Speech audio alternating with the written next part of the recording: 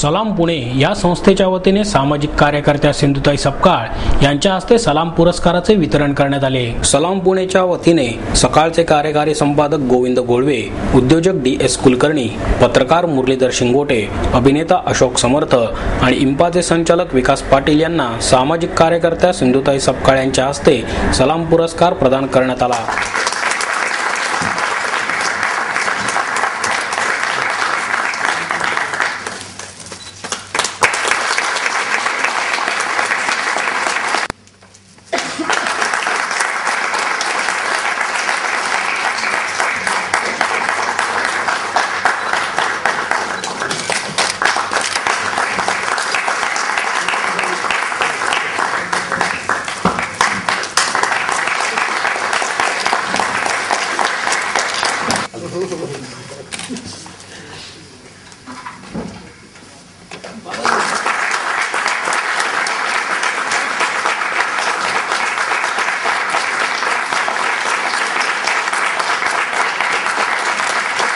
समर्थ म्हणाले, इंदापूरमधील पवारवाडी या गावातून 90 रुपये घेऊन मी चित्रपटात कारकीर्द करण्यासाठी पुण्यात आलो होतो।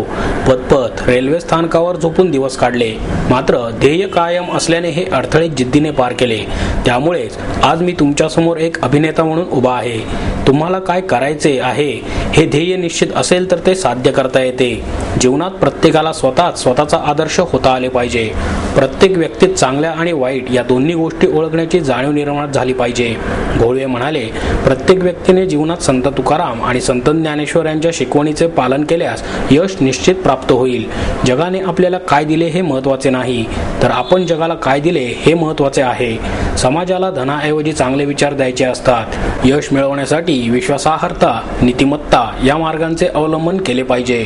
अनुभव ही सर्वात मोठी संपत्ती आहे। सकारात्मक दृष्टिकोनाने यशाचे मार्ग खुले होतात। DS कुलकर्णी म्हणाले, खडतर परिश्रमाने यशाचे शिखर गाठणारे अनेक जण समाजात आहेत। त्यांच्यापासून प्रत्येकाने प्रेरणा घेतली पाहिजे असेही ते म्हणाले। चित्रपट अनुदान समितीचे सदस्य मेघराज राजे भोसले, संजय कुलकर्णी, शशिकांत कांबळे, शरद लोणकर, मिलिंद कुलकर्णी यावेळी उपस्थित होते। त्याने सुद्धा आपल्यासाठी काहीतरी प्रयोजन केलेलं असतं। आपण फक्त मार्गस्थ असतो। फार मजेशीर गोष्टी घडतात आयुष्यामध्ये, त्यावेळेला आपण बऱ्याचदा हेलावून जातो। 35 घरांचं उंबरठं आजही माझ्या गावामध्ये, म्हणून माझं यश ही माती रोखून धरू शकली नाही। ग्रामीण परिसरामध्ये आजही शैक्षणिक व्यवस्था आहे तशी आज माझ्या तुलनेमध्ये थोडीशी बिकट आहे। ज्या शाळांमध्ये मी शिकत होतो त्यावेळेला तिथले शिक्षक सुद्धा अशुद्ध मराठी बोलत असायचे। पहिल्यांदा पुण्यामध्ये जेव्हा प्रवास चालू, खरं म्हणजे याच्या अगोदरचा प्रवास खूप मोठा आहे, जो सकाळच्या माध्यमामधून लोकांपर्यंत माझा तसा पोहोचलेला आहे।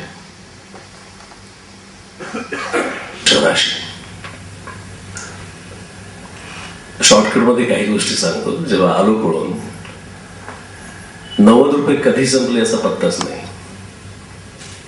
मग बालगंधर्वच्या कठड्यावरती स्ट्रगलसाठी आज हे भेटतील ते भेटतील असा तो काही महिन्यांच्या प्रवासामध्ये 2 माणसं मला भेटली, KC पवार आणि नितीन शेलार। का कोण जडे त्यांना उगाच असं वाटलं असेल मला माहित नाही, कारण त्यावेळेला माझ्यामध्ये असं काहीतरी लपलेलं असं ठरवण्याचं स्वातंत्र्य किंवा विचार त्यांच्या जवळ नव्हता, कारण तेही माझ्याच वयाचे होते। पण त्यांना असं वाटलं की हा काहीतरी वेगळं करू शकतो। तो आजही स्ट्रगल करतोय त्याच्या त्या क्षेत्रामध्ये। KC पवार आमच्या टेल्कोमध्ये नोकरीला होते। ज्या दिवशी त्या माणसाची माझी भेट झाली त्यावेळेला त्याला परमनंटचं एक लेटर आलं। त्यांना असं वाटलं की हा माझाच पायगुण आहे म्हणून, आणि त्या माणसाने असं ठरवलं की माझा खानावळीचा सगळा खर्च तो करणार। ही जरी काही महिन्यानंतरची प्रोसेस।